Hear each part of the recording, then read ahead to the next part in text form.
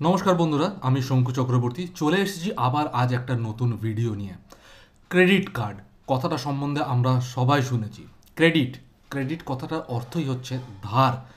Bank একটা নির্দিষ্ট পরিমাণ টাকা একটা কার্ডের মাধ্যমে, ডিজিটাল মাধ্যমে আপনাকে প্রি অ্যাপ্রুভ করে দেয়া থাকে। ওই টাকাটা আপনি আপনার ইচ্ছামতো যেখানে ইচ্ছা খরচা করতে পারেন। সেটা সম্পূর্ণ আপনাকে একটা টাকার অ্যামাউন্ট বেঁধে দেওয়া হয়ে থাকে। তো সেটাকে জেনারেলি সাধারণ অর্থে ক্রেডিট কার্ড বলা হয়ে থাকে। ক্রেডিট হচ্ছে আমাদের জীবনে এখন একটা ফ্যাশন স্টেটমেন্ট হয়ে গেছে। কার কাছে কি ক্রেডিট কার্ড আছে সেটা খুব ফলো করে আমরা জেনারেলি বলে থাকি। আমার কাছে প্ল্যাটিনাম, আমার কাছে সিলভার, আমার কাছে গোল্ড, আমার কাছে অমুক, আমার কাছে তমুক। আমার ক্রেডিট কার্ডে লাউঞ্জ অ্যাক্সেস পাওয়া যায় এয়ারপোর্টে। তো credit card it's now become the fashion statement. Pocket থেকে আপনি ক্রেডিট কার্ড বের করছেন, কত টাকা লিমিট, সব কিছুই আজকের ডেটে একটা ফ্যাশন। কিন্তু ক্রেডিট কার্ড যেরকম একটা ভালো দিক আছে সেরকমই একটা খারাপ দিক আছে। তো আজকে আমরা মূলত তিনটে বিষয়ের ওপর আলোচনা করব। ক্রেডিট কার্ড কিভাবে ব্যবহার করা উচিত, ক্রেডিট কার্ডের ভালো দিক আর ক্রেডিট কার্ডের মন্দ দিক, আর ক্রেডিট কার্ডের বিলিং সম্বন্ধে সামান্য একটু জেনে নেব। তো চলুন শুরু করা যাক। যেরকম আমি প্রথমেই বললাম, ক্রেডিট অর্থ হচ্ছে ধার। ব্যাংক একটা নির্দিষ্ট পরিমাণ টাকা আপনাকে দিয়ে রাখে, যে টাকাটা আপনি আপনার ইচ্ছামতো খরচা করতে পারেন, যেখানে ইচ্ছা আপনি খরচা করতে পারেন। তার একটা নির্দিষ্ট সময়ও বাঁধা দেওয়া থাকে যে আপনাকে যেদিন থেকে আপনার বিলিং হবে, এ ব্যাপারে আমি আপনাকে পরে বলছি, কিন্তু যে ডেট থেকে আপনার বিলিং হবে তার থেকে আপনাকে একটা সার্টেন সময় দেওয়া থাকে।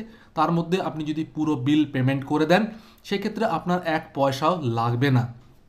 কিন্তু যদি কোনো কারণে আপনি ওই ডেট যদি পার করে যান, তার যা ইন্টারেস্ট রেট সেটা শুনলে হয়তো আপনার মাথা ঘুরে যাবে। সেটা প্রায় 40% মান্থলি, 40% মান্থলি আপনাকে ইন্টারেস্ট চার্জ করে ব্যাংক যদি আপনি দেরি করেন।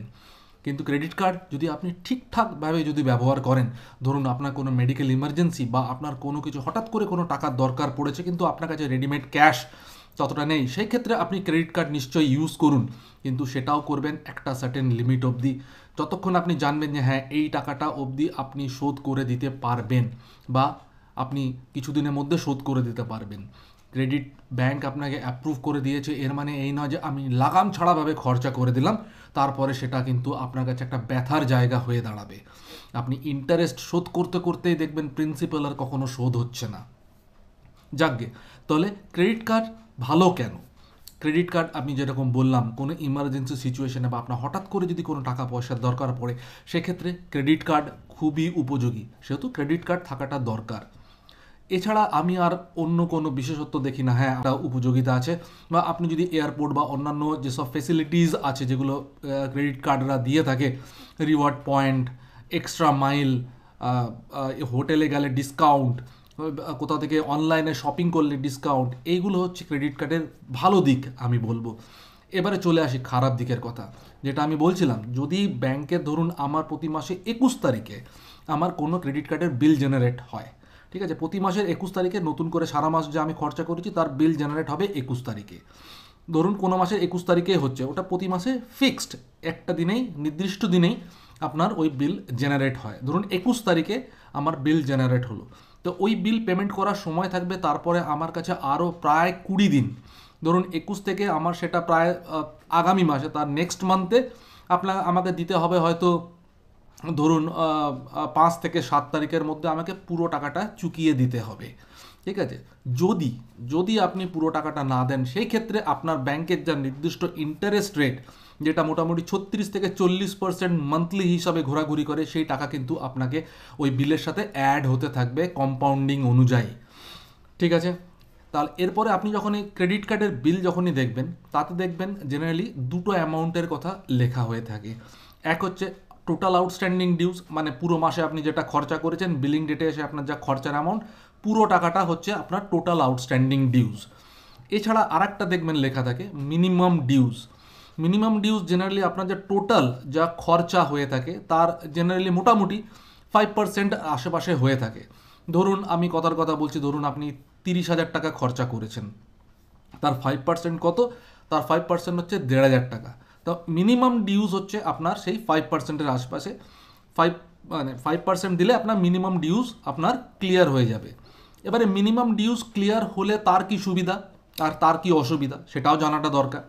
মিনিমাম ডিউজ যদি আপনি দিয়ে দেন, ব্যাংক কী হয়, যখনই আপনার যে ডিউ ডেট থাকে, আপনার একটা ধরুন আমি 21 তারিখে বিল জেনারেট হলো, আমার তার পরের মাসে 3 তারিখে বা 4 তারিখে আমার বিল ডিউ ডেট, সেই ডেটের মধ্যে যদি আমি পেমেন্ট না করি তাহলে একটা লেট পেমেন্ট ফিস আপনার আগামী মাসে বিলের সাথে অ্যাড হয়ে যায়, যেটাও মোটামুটি 300 থেকে 600 টাকা অবধি হতে পারে। ইন্টারেস্টের কথা বলছি না, just late payment one time fees একটা অ্যাড হয়, সেটা 300 থেকে 600 টাকার মধ্যে ঘোরাঘুরি করে ব্যাংক অনুযায়ী। এবারে কি হয়, আপনি যদি মিনিমাম ডিউজটা যদি দিয়ে দেন, ধরুন 30,000 টাকা খরচা করেছেন, মিনিমাম ডিউজ 1500 টাকা, আপনি 1500 টাকাটা দিয়ে দিলেন, সেই ক্ষেত্রে আপনার যে লেট পেমেন্ট যে ফিজটা সেটা আপনার দিতে হবে না, ঠিক আছে। কিন্তু তার পরের দিন থেকে, যেদিন বিল ডিউ ডেট তার পরের দিন থেকে কিন্তু আপনার ইন্টারেস্টের যে কাঁটা সেটা কিন্তু ঘুরতে শুরু করে দেবে। তাহলে মিনিমাম যদি ডিউজটা আপনি দেন সেক্ষেত্রে আপনার একটাই বেনিফিট যে আপনাকে লেট পেমেন্ট ফিজটা দিতে হচ্ছে না, ইন্টারেস্টে কিন্তু কোনো এর এফেক্ট পড়ে না। যেহেতু এই দুটো জিনিস কিন্তু গুলিয়ে ফেলবেন না, যে আপনি যদি ভাবেন যে মিনিমাম ডিউ দিয়ে দিলাম আমার ইন্টারেস্ট লাগবে না, না একদমই নয়, লেট পেমেন্ট ফিজটা আপনাকে খালি দিতে হবে না। তো সেক্ষেত্রে সবসময় চেষ্টা করবেন মিনিমাম ডিউজের ওপরে, যদি আপনি পুরো টাকা একবারে দিতে নাও পারেন, মিনিমাম ডিউজের ওপরে যত টাকা সম্ভব তত টাকা শোধ করে দিয়ে দেখেন। আপনি যত টাকা ডিউ ডেটের মধ্যে দিয়ে দেবেন তার উপরে আপনার কিন্তু ইন্টারেস্ট আপনি হাত থেকে বেঁচে যাবেন সেই টাকার। তো এই জিনিসটা সবসময় খেয়াল রাখবেন। এটা হয়ে গেল বিলিং। তো মোটামুটি আমি একটা ছোট্ট করে ক্রেডিট কার্ডের সম্বন্ধে আমি আপনাদের একটু বোঝাতে চাইলাম। যদি কিছু কনফিউশন থাকে তাহলে আমাকে জানাবেন, আমি নিশ্চয়ই হেল্প করবো, কেন আমি দীর্ঘ সময় আমি ব্যাংকের সাথে যুক্ত ছিলাম, আমি ব্যাংকিং সেক্টর সম্বন্ধে, ব্যাংকিং সিস্টেম সম্বন্ধে আমি ভালোভাবে অবগত, সেই জন্য আপনাদের কাছে এই ভিডিওটা আমি তুলে ধরলাম। কারণ কি ক্রেডিট কার্ড হচ্ছে এক ধরনের ফাঁদ, যদি আপনি সেই ফাঁদে যদি জেনে শুনে বুঝে যদি আপনি পা দেন তাহলে তো আপনি সেখান থেকে বেরিয়ে আসতে পারবেন। কিন্তু সেই ফাঁদে যদি আপনি না বুঝে যদি পা দেন, আর যদি আপনি প্রলোভনে পড়েন যে আপনার কাছে ব্যাংক টাকা দিয়ে দিয়েছে আপনি যা ইচ্ছা তাই করলেন, কিন্তু তাহলে সেই টাকার ইন্টারেস্ট শোধ করতে করতে কিন্তু আপনি একদিন ওটা আপনার কাছে একটা ব্যথার জায়গা হয়ে দাঁড়াবে। মানে কি ক্রেডিট কার্ড, আর শুধু তাই নয়, আপনি যদি ডিফল্ট করেন, আপনি 1 মাস দিলেন না, 2 মাস দিলেন না, 3 মাস দিলেন না, ব্যাংক কিন্তু আপনার সাথে ফলো আপ করা শুরু হয়। তাদের যে কালেকশন এজেন্সিজ যেগুলো থাকে তারা কিন্তু আপনার সাথে যত দিন আপনার ডিউজ বাড়তে থাকবে আপনার কাছে কিন্তু ব্যাংক থেকে তত হার্ডকোরভাবে ফলো আপও আসতে শুরু করবে। তো এই সব সমস্ত জিনিসগুলো মাথায় রাখবেন। আর ক্রেডিট কার্ড ভালো জিনিস, যদি আপনি ভালোভাবে যদি ওটার যা নিয়ম যা আছে তার মধ্যে থেকে আর নিজের যে ওজন বুঝে যদি আপনি খরচা করেন তাহলে আপনার কোনো সমস্যা হবে না, বরঞ্চ অসময় ক্রেডিট কার্ড আপনার সাথ দেবে। তো এই জিনিসটা দাদা আপনারা মনে রাখবেন। আর এই বিষয়ে বিশেষ কিছু বলার নেই। আমি আশা করি যে আপনারা অল্প ছোট্ট ভিডিওর মধ্যে যা যা মেন যা পয়েন্ট ছিল সেগুলো আমি আপনাদের বোঝাতে পেরেছি। কেন কি ক্রেডিট কার্ড এখনকার দিনে ব্যাংকরা ডেকে ডেকে যেচে ক্রেডিট কার্ড সবাইকে দেয়, যদিও সেটা যে কতটা মানে মানুষের জীবনে প্রবলেম নিয়ে আসতে পারে সেটা হয়তো মানুষরা বোঝে না।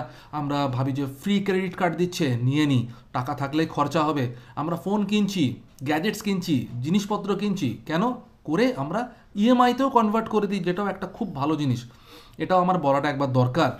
অনেক সময় ব্যাংকের ফেসিলিটিতে আপনি একটা দামি জিনিস কিনলেন, আপনি সেটা একটা 6 মাস 1 বছরের ইএমআইতেও আপনি সেটা ক্রেডিট কার্ড থেকে ইএমআই কনভার্ট করেও আপনারা সেটা করতে পারেন, যেটা ভালো জিনিস, সময় মতো যদি আপনি ইএমআই দিয়ে দেন।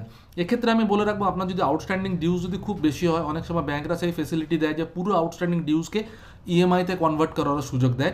তো সেটাও যদি আপনারা যদি দেখেন যে না অনেক বেশি টাকা হয়ে গেছে দিতে পারবো না, ইন্টারেস্ট দেওয়া যাচ্ছে, কিন্তু আপনাকে ইএমআই কনভার্ট করে ইএমআইয়ের ইন্টারেস্ট দেবেন, সেক্ষেত্রে আপনার লেট পেমেন্ট ফিস প্রতি মাসে ঝামেলা থাকবে না, আর আস্তে আস্তে করে টাকাটা আপনি শোধ করে দিতে পারবেন।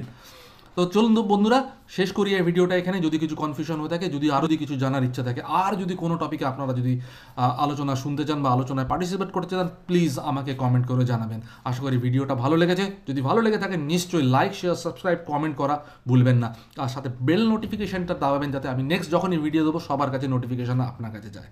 চলো বন্ধুরা, নমস্কার।